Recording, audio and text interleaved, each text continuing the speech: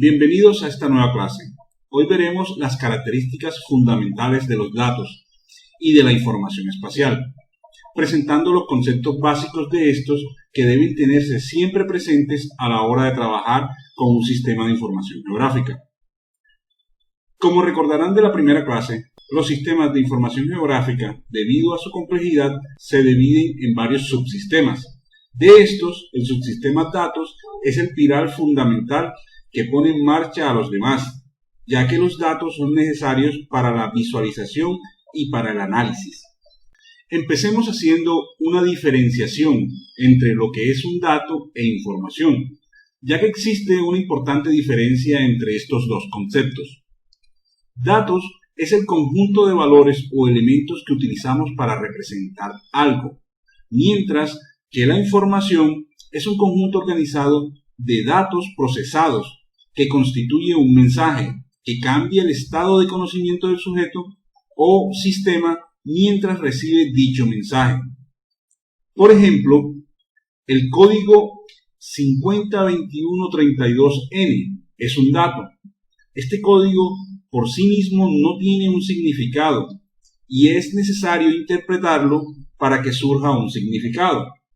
Al realizar esta interpretación, el dato nos informa del significado que tiene, y es en ese momento cuando podemos emplearlo para algún fin y llevar a cabo operaciones sobre él, que tengan sentido y resulten coherentes con el significado propio que contiene. El dato anterior podemos interpretarlo como si fuera una referencia geográfica, y cuyo significado sería entonces una latitud, en particular 50 grados, 21 minutos, 32 segundos norte. La información geográfica se puede dividir en dos componentes. La primera es la componente espacial, que hace referencia a la posición dentro de un sistema de referencia establecido. Esta componente es la que hace que la información pueda calificarse como geográfica, ya que sin ella no se tiene una localización y por lo tanto el marco geográfico no existe. Componente temática. Esta componente va indudablemente unida a la anterior y representa algún proceso o fenómeno dado en el lugar donde se toma la medición. Y mientras la componente espacial viene dada generalmente por un valor numérico, por ejemplo las coordenadas, la componente temática puede ser de diversos tipos. Numérica, que a su vez podemos dividir en 4 categorías. La primera, nominal, está dada por un valor numérico que representa una identificación, pero su interpretación es de tipo cualitativo. Por ejemplo, la cédula de una persona o el número de dirección de una casa. Otro puede ser el ordinal, que es un valor numérico que establece un orden, por ejemplo, una fecha. El intervalo, que es la diferencia entre valores de una variable que tienen un significado, por ejemplo, 2 valores de elevación. Y por último, el significado que tiene la razón entre 2 valores de la variable. Por ejemplo, podemos decir que una precipitación media de 1000 milímetros es el doble de una de 500 milímetros. El otro tipo de variable de la componente temática es el alfanumérico. Este se usa para registrar los atributos territoriales y, como su nombre lo indica, está compuesto por letras y números. Dimensión de una componente. Los elementos que registramos pueden ir desde sencillos, como un punto que se considera de 0 dimensiones, hasta un elemento tridimensional de 3 dimensiones, teniendo en medio la línea de una dimensión y el polígono de 2 dimensiones. Y un caso particular y muy frecuente lo encontramos cuando estudiamos la forma tridimensional del terreno, pero tratando la elevación como una variable temática, no como una parte más de la componente espacial. En este caso, tenemos una serie de valores de elevaciones localizados en un plano XY. A esto se le conoce como representaciones 2.5D. Además de dividir la información geográfica en componentes, también dividimos esta con criterios puramente espaciales, cortándolas en unidades menores que ocupen una región de amplitud más reducida. Este es un procedimiento similar al que encontramos en un mapa impreso, ya que el territorio de un país se encuentra cartografiado en diferentes hojas. Las razones para esto son, por una parte, los distintos orígenes que los diferentes mapas pueden tener, y especialmente el hecho de que, de no ser así, los mapas tendrían un tamaño inmanejable. En el caso de trabajar en un SIG, no tenemos problemas de tamaño físico del mapa, ya que no existe tal cosa que el tamaño. Los datos no ocupan un espacio físico, pero sí que requieren un volumen de almacenamiento, y este presenta el mismo problema. Si vemos la siguiente imagen, podemos observar que a pesar de la escala de detalle en las distintas fotografías que componen esa imagen, estas se combinan sin problema en un SIG, representándose a una escala dada, todas ellas de forma sencilla. Nótese la mayor definición en la parte inferior de la imagen, que se forma con imágenes tomadas a una escala distinta a la de la parte superior. Esto se puede hacer ya que la información proveniente de diferentes ficheros puede ser unida y crear un solo fichero para que los contenga. Una de las razones principales que favorece esta combinación de datos es el hecho de que la escala es en sí solo un elemento de representación. Uno de los grandes éxitos de los sistemas de información geográfica es su estructura de manejo de información, que facilita todas las operaciones que se llevan a cabo con esta. He aquí donde entra en juego el concepto de capa, el cual es un método de organización de la información espacial que permite agruparlas según las características de la misma, siendo una opción dentro de las muchas posibles su agrupación por temas. Por ejemplo, las elevaciones, los usos del suelo, las parcelas, carreteras, las divisiones políticas, entre otras. Toda la información geográfica con que trabajemos en un SIG va a ser en forma de capas. Cada una de estas capas puede abrirse de forma independiente en el sistema de información geográfica y utilizarse por sí misma o en conjunto con otras, en la combinación en que se desee. Y como podemos ver, la imagen es lo suficientemente diciente para entender la razón de por qué a este tipo de división se le denomina división vertical. Ahora hablemos de los modelos de datos. Tradicionalmente, los datos espaciales han sido guardados y presentados en formas de un mapa. Se han desarrollado tres tipos de modelos espaciales de datos para guardar datos geográficos en forma digital. Estos se refieren como modelo raster, modelo vectorial y modelo de imagen. De estas, los modelos raster y vectorial son las dos principales técnicas de codificación de datos espaciales, ya que las imágenes utilizan técnicas muy similares a la de los modelos raster.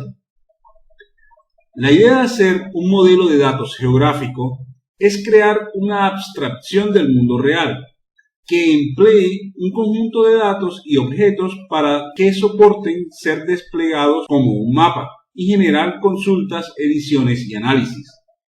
En el modelo raster, esta abstracción se hace dividiendo el espacio en un conjunto regular de celdas. Cada una de estas celdas contiene un número que puede ser el indicador de un objeto o del valor de una variable. Mientras que el modelo vectorial, los diferentes objetos se representan como puntos, líneas o polígonos. Hablemos más detalladamente de estos modelos. En el modelo raster, como se dijo anteriormente, la zona de estudio se divide en forma sistemática en una serie de unidades mínimas denominadas habitualmente celdas, y para cada una de estas se recoge la información pertinente que la describe. La característica principal del modelo raster, y que le confiere gran parte de sus propiedades más interesantes, especialmente de cara al análisis, es su sistematicidad. La división del espacio en unidades mínimas se lleva a cabo de forma sistemática, de acuerdo con algún patrón, de tal modo que existe una relación implícita entre las celdas, ya que éstas son continuas entre sí y cubren todo el espacio y no se solapan. Por lo tanto, la posición de una celda depende de las restantes, para así conformar en conjunto toda la malla regular que cumple las anteriores características. Como unidad mínima pueden tomarse elementos de diversas formas. La más habitual es mediante unidades de forma cuadrada, aunque también pueden ser formas rectangulares o incluso triangulares o hexagonales. La división en celdas no depende de la variable estudiada y es una división simplemente geográfica. Los elementos principales que resultan necesarios para una definición completa de una capa raster son una localización geográfica exacta de alguna de las celdas y una distancia entre celdas para, en base a ellas y en virtud de la regularidad de la malla, conocer las coordenadas de las restantes. Y por último, un conjunto de valores correspondiente a las celdas. Lo más habitual es definir el emplazamiento de una única celda, generalmente la celda superior izquierda, una orientación fija, generalmente norte-sur, y una distancia entre celdas o tamaño de celdas, también conocido como resolución. Esto ya permite, mediante un sencillo cálculo, conocer las coordenadas de todas las celdas sin necesidad de almacenar estas. En cuanto a la resolución, además de servir para el cálculo de coordenadas de la celda y definir la estructura de la malla, el tamaño de la celda permite calcular áreas, ya que se conoce el área ocupada por una celda y eso permite sumar todas las áreas de las celdas con una misma propiedad. Asimismo, y como aspecto más relevante, el tamaño de la celda determina la precisión con la que se recoge una variable dentro de una capa raster y puede considerarse como el equivalente conceptual a la escala de dicha capa. Por esta razón, es importante trabajar con capas raster de un tamaño de celda adecuado para el tipo de análisis o tarea que quiera desarrollarse. El otro modelo principal de representación es el modelo vectorial. En este modelo no existen unidades fundamentales que dividen la zona recogida, sino que se recoge la variabilidad y características de esta mediante entidades geométricas, para cada una de las cuales dichas características son constantes. Generalmente, estas geometrías son los puntos, las líneas y los polígonos. Utilizando estas geometrías, se puede modelizar el espacio geográfico si se asocia a estas geometrías una serie de valores o atributos. La componente espacial de la información queda así en la propia geometría y la componente temática queda en dichos valores asociados. A la hora de definir las formas geométricas básicas, todas ellas pueden reducirse en última instancia a puntos. Así, las líneas son un conjunto de puntos interconectados en un determinado orden y los polígonos son líneas rectas, también expresables por lo tanto como una serie de puntos. Todo elemento del espacio geográfico queda definido pues por una serie de puntos que determinan sus propiedades espaciales y una serie de valores asociados. Un elemento particular del momento de representación vectorial es la topología. En términos matemáticos, la topología estudia las características de los objetos geométricos que no varían al aplicar una transformación topológica. Es decir, que si tomamos un mapa y lo distorsionamos en uno de sus puntos, los ángulos, las superficies y las distancias se ven afectadas. Sin embargo, si nuestro modelo dispone de la topología, los ángulos, las superficies y las distancias se ven afectadas también, pero otras propiedades, tales como la adyacencia entre elementos o la relación entre estos, se conservan. La topología es, por ende, un elemento que contribuye a la calidad de los datos, pues mantiene la coherencia espacial de estos y evita la aparición de elementos tales como polígonos de muy pequeño tamaño, frecuentemente en las digitalizaciones de entidades y que causan la presencia de falsos solapes entre polígonos. Existen diversos modelos para almacenar tanto las propias geometrías como sus relaciones inherentes. El primero de estos modelos es un modelo de carácter histórico denominado DIME, Dual Independent Map Encoding, desarrollado por la Oficina del Censo de Estados Unidos en la década de 1960 y mejorado luego en el modelo Tiger, empleado para la digitalización de cartografía urbana. En este modelo, cada línea recta entre dos puntos se trata como una unidad. El segundo modelo es el arco nodo, probablemente el más difundido y popular en la actualidad. En este modelo existen dos unidades fundamentales: los nodos, que son los puntos donde se conectan varias líneas, y los arcos, que son líneas entre dos nodos.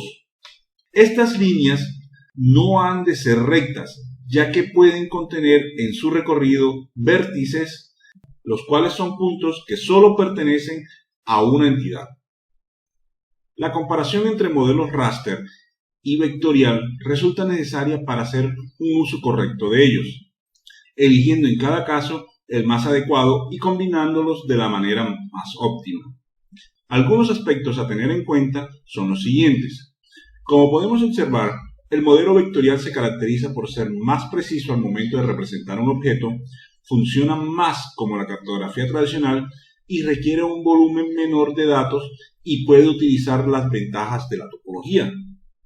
Mientras que en el modo raster, las operaciones de cálculo son más sencillas al tener una distribución pareja de sus celdas.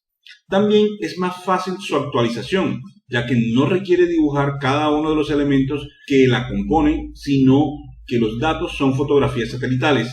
Y es preciso esto lo que permite tener una variación espacial continua, porque cada celda de la fotografía contiene información que puede ser usada para el análisis espacial.